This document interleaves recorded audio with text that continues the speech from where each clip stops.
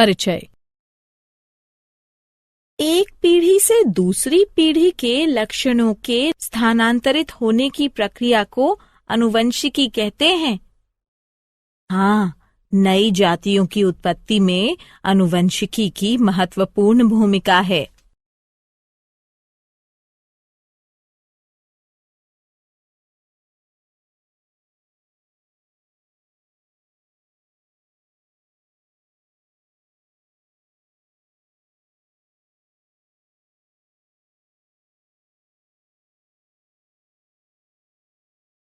उद्देश्य। इस पाठ के अंत में आप निम्न करने में सक्षम हो जाएंगे। आनुवंशिकी को परिभाषित करना, जनन के दौरान रूपांतरण के संचयन को समझना, वंशागति लक्षणों को समझना, लक्षणों की वंशागति के नियम, मेंडल का योगदान को समझना, प्रभाविता के सिद्धांत की पहचान करना, विसंयोजन के नियम को समझना, स्वतंत्र अपव्यूहन के नियम को समझना, ये समझना कि लक्षण कैसे परिलक्षित होते हैं, लिंग निर्धारण की प्रक्रिया समझना, जनन के दौरान विविधता का संचयन, माता पिता तथा उनकी संतति में उत्पन्न होने वाले अंतर तथा भाई बहनों के बीच अंतर को विविधता कहते हैं। केवल वे विविधताएं वंशागत होती हैं जो जीवधारियों की जनन कोशिकाओं में दिखाई देती हैं। ये विविधता जाति का निर्माण करने वाले गुण सूत्र में जीन के संयोग से अथवा उत्प्रेरण के कारण पैदा होती है। माता पिता यानी जनक द्वारा प्राप्त वंशागत लक्षणों के कारण शारीरिक संरचना में समानता होती है तथा अंतर बहुत कम होते हैं, किंतु यौन क्रिया द्वारा जनन करने वाले जीवों के आगे आने वाली पीढ़ियों में विविधताएं उत्पन्न हो जाती हैं। एक ही माता पिता की दो संतानें समान नहीं होती, इससे संतति में अंतर उत्पन्न होता है। इस प्रकार प्रत्येक पीढ़ी के बाद विविधताओं के संचयन के कारण भिन्नता उत्पन्न होती है। विकास के लिए विविधता कच्चे पदार्थ के समान है, आनुवंशिकी का आधार है, जीवों के नए प्रकार बनाता है, जीवों को बदले वातावरण से अनुकूलन करने में सहायता प्रदान करता है तथा प्रत्येक जीव को एक विशिष्ट पहचान देता है।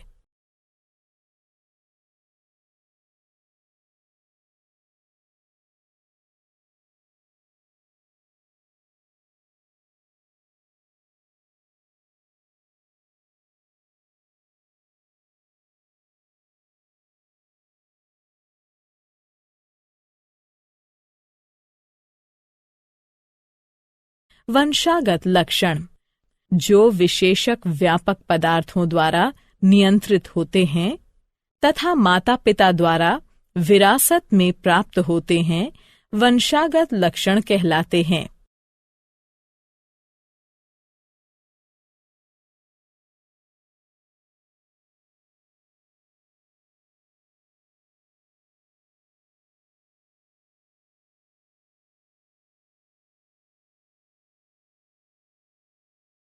गतिविधि।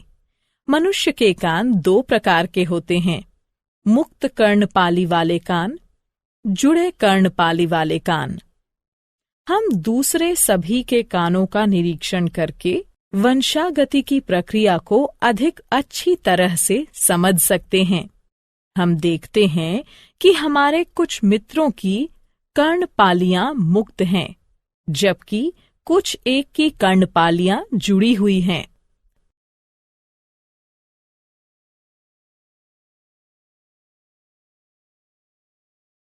लक्षणों की वंशागति के नियम, मेंडल का योगदान। लक्षणों की वंशागति के नियम इसलिए आए क्योंकि माता पिता दोनों समान रूप से आनुवंशिक पदार्थ डीएनए का योगदान बच्चे के लिए करते हैं। इस प्रकार प्रत्येक लक्षण माता तथा पिता दोनों के लक्षणों से प्रभावित हो सकता है। पीढ़ी दर पीढ़ी लक्षणों की वंशागति का अध्ययन करने के लिए ग्रेगोर जॉन मेंडल ने 1856 में 7 दृश्य विपरीत लक्षणों वाली मटर पर प्रयोग किए। तने की ऊंचाई, लंबे या बौने पौधे, बीज का आकार गोल या झुर्रीदार बीज, बीज का रंग हरे या पीले बीज, पुष्प का रंग सफेद या बैंगनी फूल, फली का आकार पूर्ण या सिकुड़ा, फली का रंग हरा या पीला, पुष्प की स्थिति अक्षीय या सिरा। एक लंबे तथा एक बौने पौधे के बीच क्रॉस कराया गया। इस प्रकार का क्रॉस जिसमें केवल एक ही लक्षण ज्ञात हो मोनोहाइब्रिड क्रॉस कहलाता है। पहली पीढ़ी में सभी पौधे लंबे थे, कोई भी बीज के लक्षण का नहीं था। दूसरी पीढ़ी में दोनों ही लक्षण संतति में 3/1 के अनुपात में परिलक्षित थे। इन प्रयोगों के आधार पर मेंडल ने 2 नियम प्रतिपादित किए: प्रभाविता का नियम, विसंयोजन का नियम।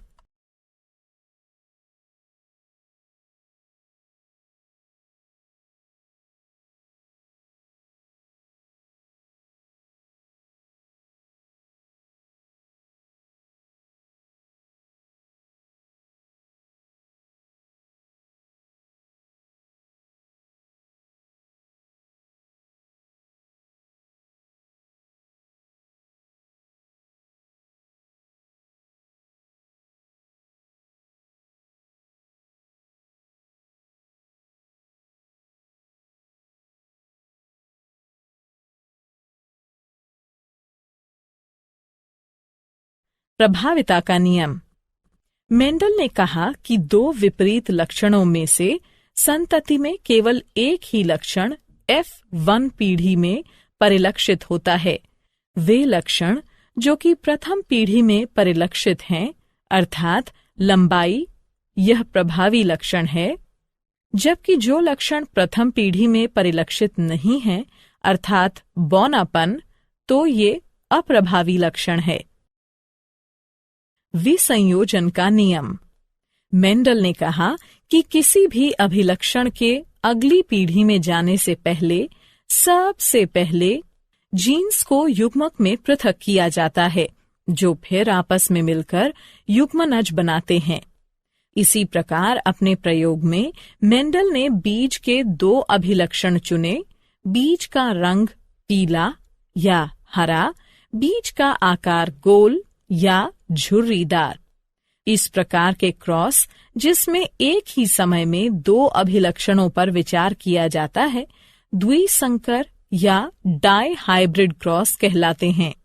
प्रथम पीढ़ी में सभी पौधों के बीज गोल तथा पीले रंग के हैं, इसलिए गोल तथा पीला प्रभावी लक्षण हैं, जबकि हरा तथा झुर्रीदार अप्रभावी लक्षण हैं।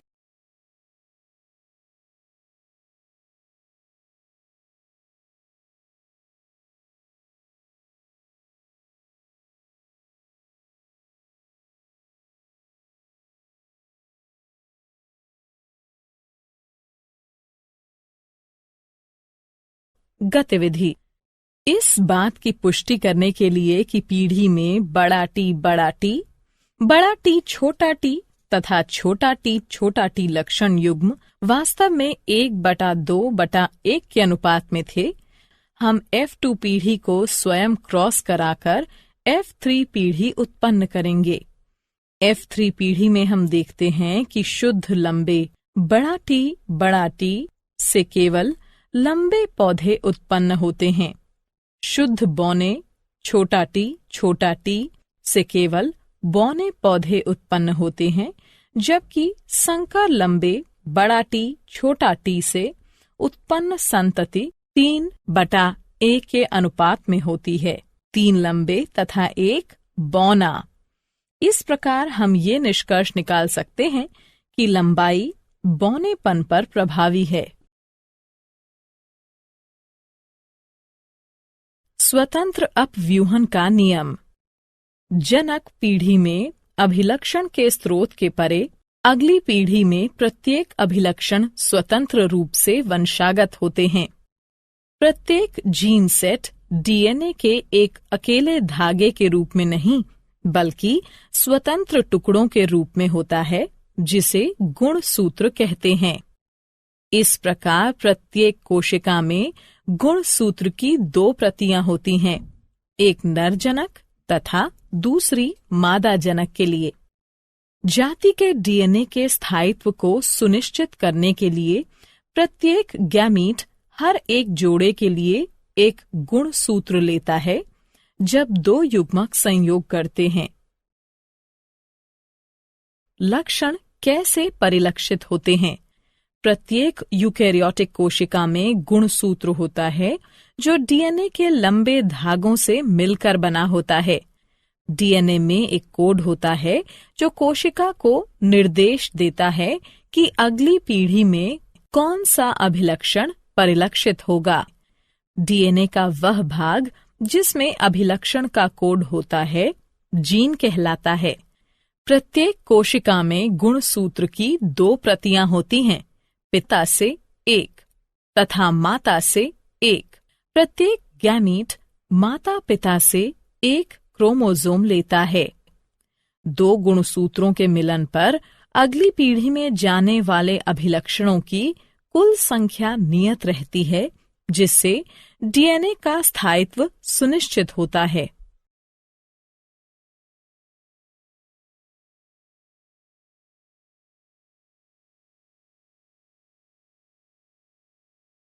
लिंग निर्धारण। बहुत से मनुष्य क्रोमोसोम में 1 प्रति माता की तथा 1 प्रति पिता की होती है तथा इस प्रकार के 22 जोड़े होते हैं, जिनमें से एक जोड़े को सेक्स गुणसूत्र कहते हैं। ये सेक्स गुणसूत्र हमेशा आदर्श जोड़ा नहीं होता है। स्त्रियों में एक्स गुणसूत्र का आदर्श जोड़ा होता है, लेकिन पुरुषों में एक गलत मेल का जोड़ा होता है, जिसमें सामान्य आकार का एक एक्स क्रोमोसोम तथा दूसरा छोटा होता है, जिसे वाई क्रोमोसोम या गुणसूत्र कहते हैं। इसलिए स्त्रियां XX हैं तथा पुरुष XY। अंतरंग के दौरान माता हमेशा X गुणसूत्र का योगदान प्रदान करेगी, चाहे बच्चे का लिंग कुछ भी हो, जबकि पिता द्वारा दिए गए गुणसूत्र योगदान से बच्चे का लिंग निर्धारित होता है। जो संतान अपने पिता से X गुणसूत्र वंशागत करेगी, वो बेटी होगी, जबकि जो संतान अपने पिता से Y गुणसूत्र वंशागत करेगी, वो पुत्र होगा। क्या आप जानते हैं, आनुवंशिकी नाम बेटसन द्वारा 1906 में रखा गया था। मेंडल को आनुवंशिकी का पिता कहते हैं।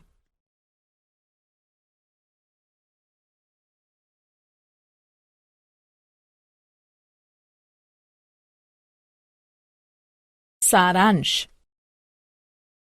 आइए जो कुछ हमने सीखा है उसे संक्षेप में दोहराएं।